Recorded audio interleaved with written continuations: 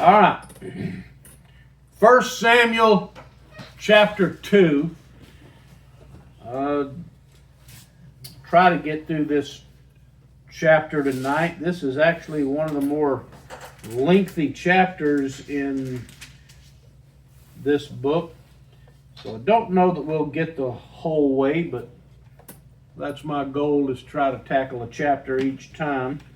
But the first part of this is a song of thanksgiving that Hannah apparently composed after she had dedicated Samuel at the temple. Now, we'll go over this briefly, but the thing that's interesting to me, it's listed as a song of thanksgiving, and Hannah apparently presented it as a song offering, if you will, to God for thanking him for providing her with Samuel.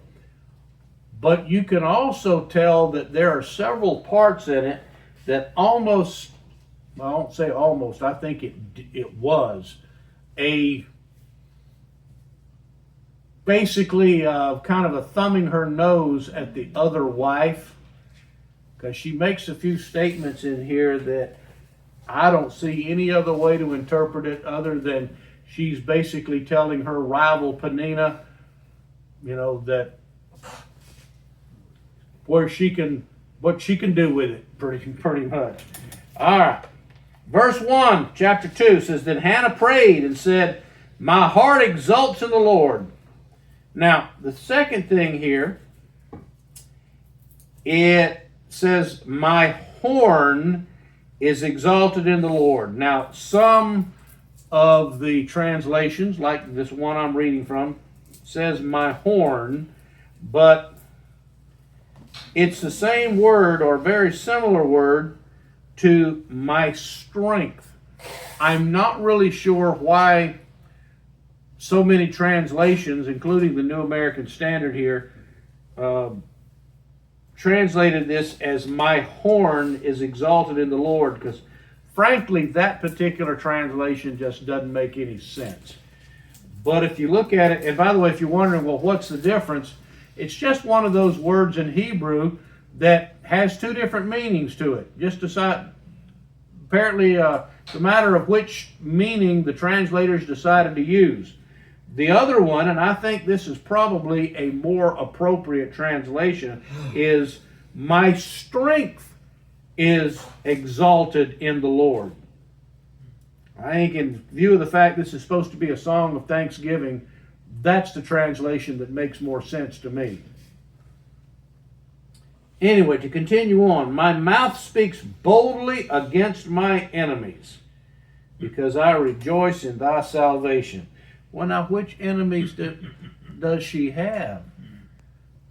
She's got a rival. Don't know about any enemies. It says, There is no one holy like the Lord. Indeed, there is no one besides thee, nor is there any rock like our God. Now, verse 3, I think is pretty obvious. Boast no more so very proudly. Do not let arrogance come out of your mouth. For the Lord is a God of knowledge, and with him actions are weighed.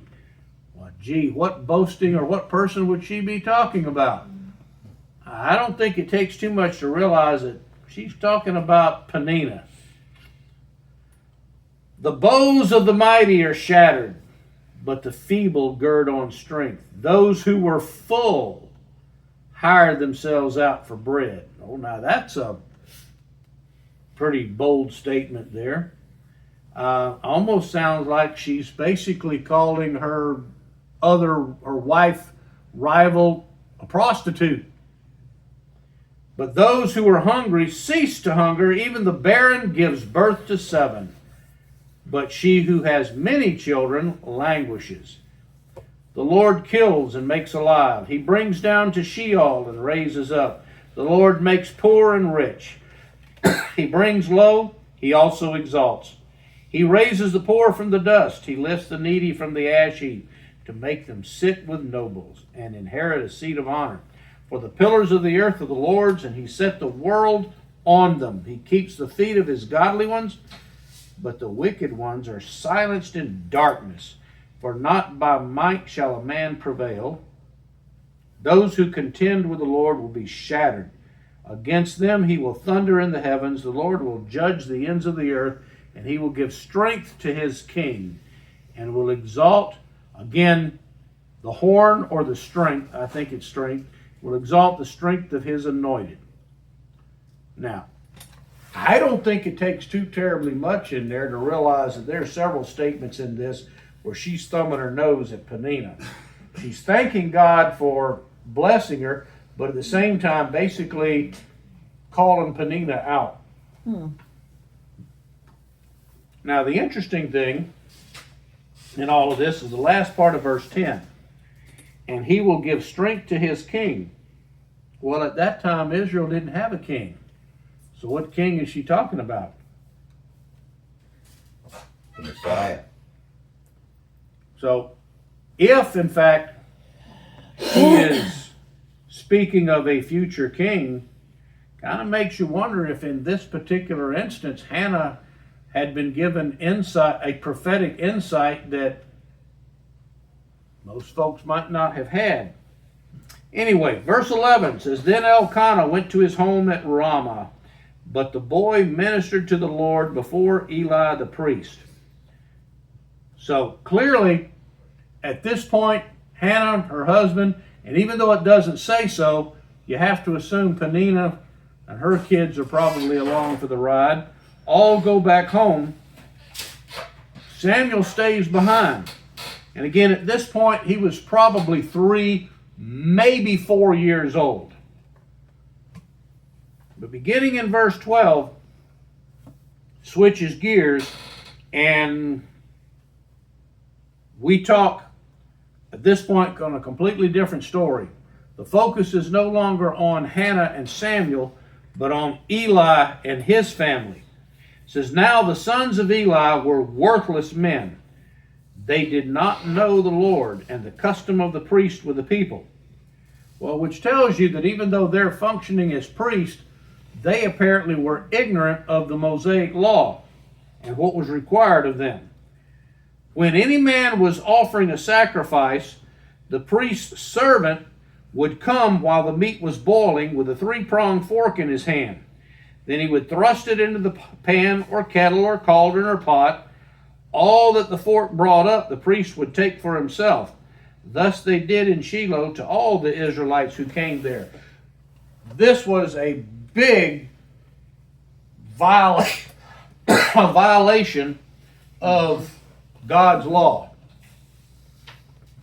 But You agree? yeah. They were supposed to let that sacrifice sit and boil until the fat was completely boiled off, because God said that fat is mine. That's my part of the sacrifice. You can have what's left after that. Well, they were waiting till the meat was done as far as cooking, but when it was still fatty and good meat, sticking a fork in and basically claiming, well, whatever we pull out is ours. Well, that was definitely a violation. They were only authorized 10% after the fat boiled off of it. So they were violating the law and taking what belonged to God.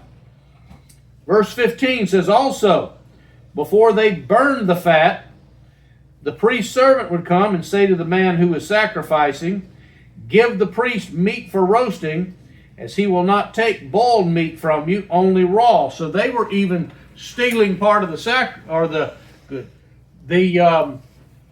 good part of the sacrifice before it had even been thrown on the altar. Because the raw meat basically tells us the animal had been slaughtered, but after the slaughtering, the animal was supposed to, depending upon which sacrifice it was, it'd either be thrown in a pot and boiled, or it would be thrown on the altar and burned. Well, in either event, God got his part first, and they got it after it had been on the altar for the required amount of time. Priests were claiming they wanted their part up front. Major violation of the law here. Verse 16 says, and if the man said to him, they must surely burn the fat first, and then take as much as you desire, then he would say, no, but you shall give it to me now, and if not, I'll take it by force. So this kind of gives you an idea as to why God had basically gotten fed up with the way Eli was allowing this to go on. Thus the sin of the young men was very great before the Lord, for the men despised the offering of the Lord. Well, I think the feeling there was mutual between them and God. God didn't put up with this much longer.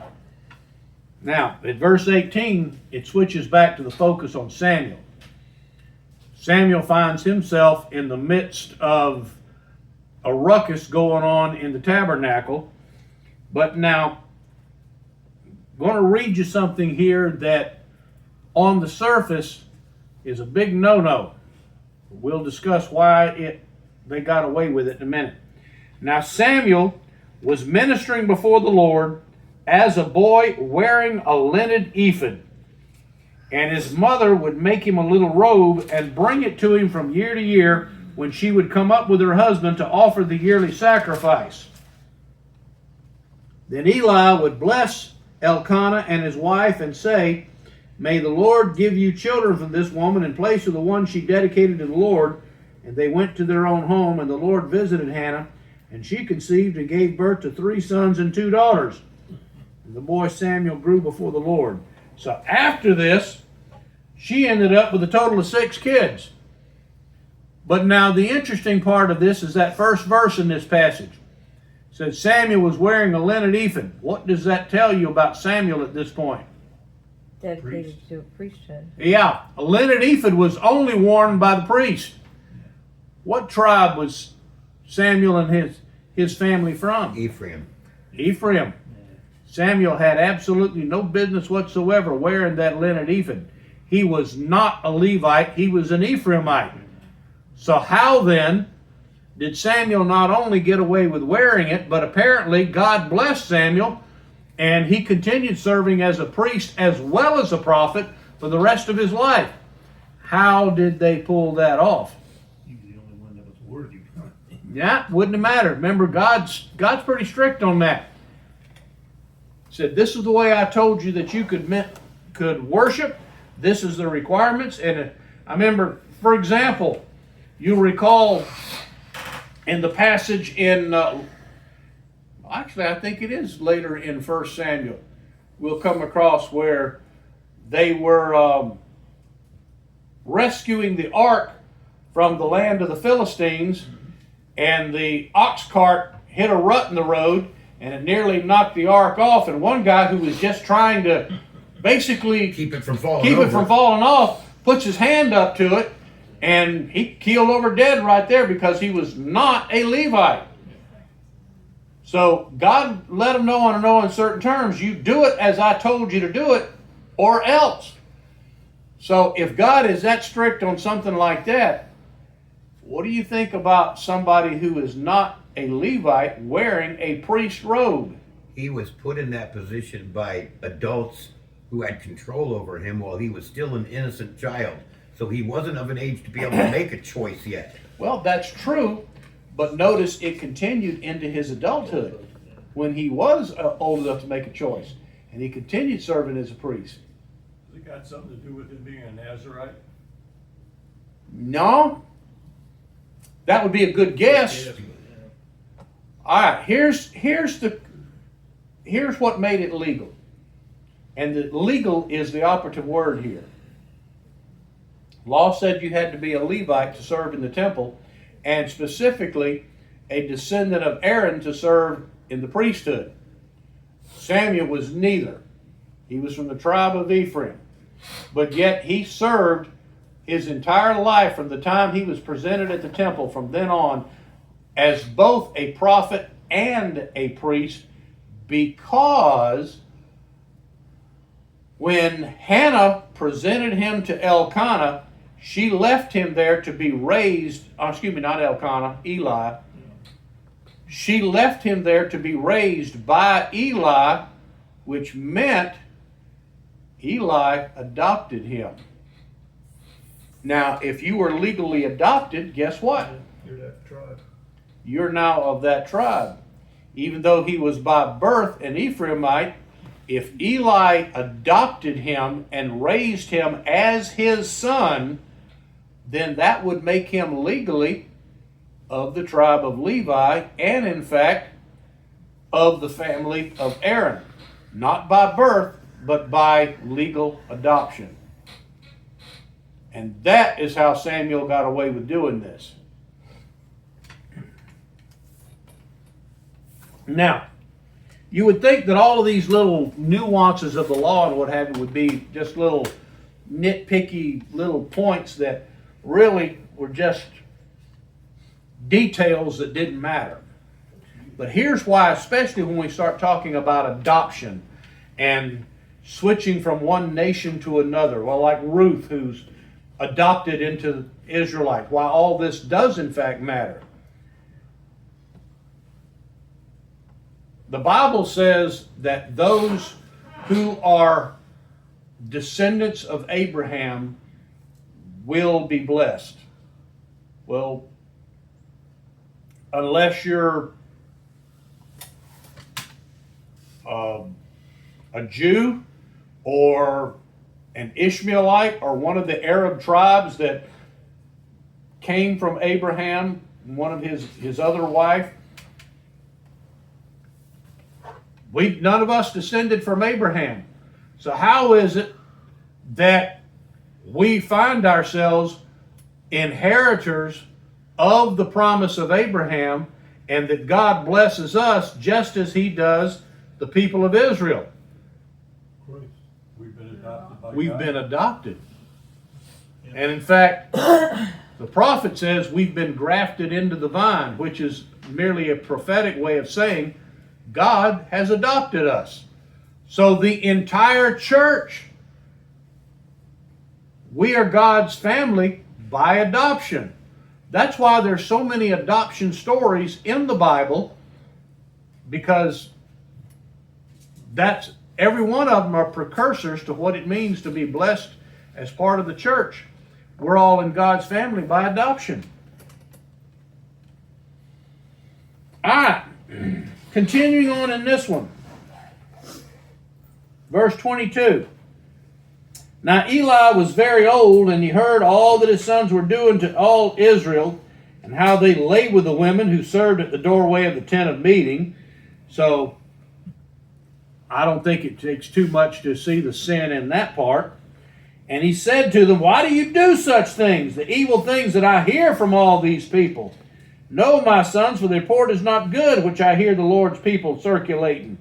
If one man sins against another, God will mediate for him. But if a man sins against the Lord, who can intercede for him? But they would not listen to the voice of their father, for the Lord desired to put him to death. Now, Eli, to his credit, confronted his two sons for what they were doing. But do you see in here the mistake Eli made, which is why God still held Eli accountable? The Lord desired to kill them. Say that louder, Brenda. didn't make them stop. There you merely go. Rebuked them. He confronted them, but he didn't put a stop to it. And in fact, we'll see as we continue reading, not only did he not put a stop to it, Eli was benefiting from the sins they were committing, which in God's eyes, he was just as guilty as they were. Verse 26 says, now the boy Samuel was growing in stature and in favor, both with the Lord and with men. Now that one verse doesn't really say anything about how long this had been, but we get the distinct impression between that and the earlier passage that said that Hannah would bring him a new robe every year, that apparently by this point, we're talking a few years have gone by. It says, then a man of God, by the way, that's just a poetic way of saying some other prophet. We don't know who this prophet was, he's never named. But by the way, that does tell you that even during the times that there's no writing prophet, or we're not named any particular prophet, doesn't mean God didn't have his people that were still delivering the message. It says, then a man of God came to Eli and said to him, thus says the Lord, did I not indeed reveal myself to the house of your father when they were in Egypt, in bondage to Pharaoh's house? And did I not choose them from all the tribes of Israel to be my priest, to go up to my altar and to burn incense, to carry an ephod before me? And did I not give to the house of your father all the fire offerings of the sons of Israel? My phone. It'll ring till it goes to the voicemail. I'm sorry. Why do you kick at my sacrifice and at my offering which I have commanded in my dwelling, and honor your sons above me by making yourselves fat with the choicest of every offering of my people Israel? Right there in verse 29, God has basically covered two sins that Eli committed. Number one, he didn't, as Brenda said, he might have chastised his sons, but he didn't put a stop to it. And two, all three of them were benefiting from the stealing of the sacrifice. The reason I say the one the Lord desired him to kill, which is what I thought, is I guess I don't understand what the law, what they were doing, was that something that you could be put to death for? Yeah. Yeah, so they really should have been put to death. The father shouldn't have been disciplined, he should have put them to death. Well, God took care of that. Yeah, in the war, yeah. All right, we'll finish up this chapter and we'll be done. They're persistent. Church. Or I could just hang up. Thank you. Therefore, the Lord God of Israel declares, I did indeed say that your house and the house of your father should walk before me forever. He's talking there about Aaron. It says, but now the Lord declares, far be it from me, for those who honor me I will honor, and those who despise me will be lightly esteemed. Behold, the days are coming when I will break your strength and the strength of your father's house, so that there will not be an old man in your house. Right there, God told him, said, nobody from your lineage is going to remain alive to an old age. Said, you will see the distress of my dwelling, in spite of all that I do for Israel, and an old man will not be in your house forever. Yet I will not cut off every man of yours from my altar, that your eyes may fail from weeping, and your soul grieve, and all the increase of your house will die in the prime of life. And this will be the sign to you which shall come concerning your two sons, Hophni and Phinehas. On the same day both of them shall die. Well, God made that pretty clear. Both of his adult sons were going to die on the same day, just so Eli knew it wasn't by accident. But Eli is included in this judgment, again, for those two reasons. He was profiting off the sins of his two sons. They were all getting fat off of stealing the sacrifice. And the fact that while Eli chastised his boys for it, he didn't put a stop to it. And as the high priest, he had the authority to do that. As high priest, he could have kicked his sons to the curb, which he should have done. Verse 35, but I will raise up for myself a faithful priest who will do according to what is in my heart and in my soul, and I will build him an enduring house, and he will walk before my anointed always. Well, now, who do you think this is talking about? I think that's David. You're on the right track, but keep in mind, even King David was not of the tribe of Aaron or tribe of Levi. But notice he says, I'll raise up a faithful priest. But the last word says, and I will build him an enduring house, and he will walk before my anointed always. Well, the problem with the Aaronic priesthood is it only lasted as long as we were alive on this planet. It passed on from generation to generation. He's saying here that whoever this is going to be a priest that he will raise up who will minister always. This is a messianic prophecy. Basically telling Eli here that sooner or later your house, your family is going to cease, and I'm going to bring up another priest. And in fact, the entire book of Hebrews basically talks about how Jesus is a priest forever, but not according to the order of Aaron. Rather, he's a priest after the order of Melchizedek. Anyway, verse 36. All right, hang on. You can't go on because this is confusing. All right. I will build him an enduring house, and he will walk before my anointed always. That employs somebody other than Jesus, because Jesus is my anointed, right? Yep. So this is someone walking before Jesus. Maybe. So who's this person that he's talking about who isn't Jesus? No, it isn't. It is Jesus. Because here's the problem you're overlooking. Remember, Jesus is prophet, priest, and king all at the same time. He has been anointed king, but he's also a priest.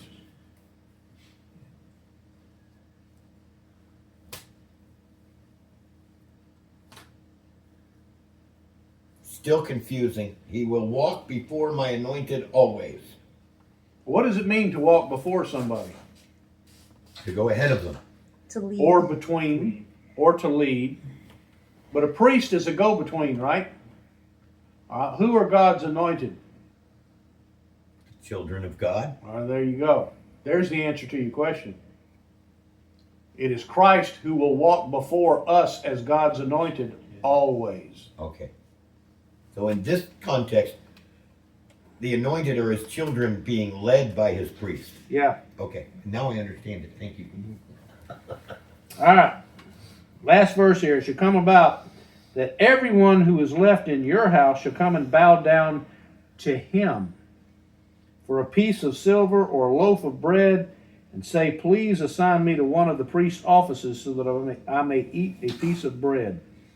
Well, now, who is it that we go to for our bread today? Jesus. For the bread of life. There you go. So I believe that these two verses are a messianic prophecy, because God is saying the time has come when your house, your family is going to come to a halt, and I'm going to raise up somebody else who will walk before my anointed people, and he will be the one who will walk before us, and you will go to him for your bread. Make sense? Mm-hmm. All right. Okay. Chapter 3 on Wednesday. Questions this evening? Yeah, just when Hannah gives her song or whatever, how do you think that was done? Was that done like at a, is that like a formal presentation, or did she just suddenly burst out with this, or? More than likely. Now, of course, any answer that I give you is going to be pure speculation, because unfortunately the Bible does not tell us. More than likely, she would probably have asked permission of Eli to sing in the tabernacle, which of course he would have given, because, if she's coming to worship, like, sure, go ahead. Is that like with people there? Oh yeah. Okay. Tabernacle always had somebody there.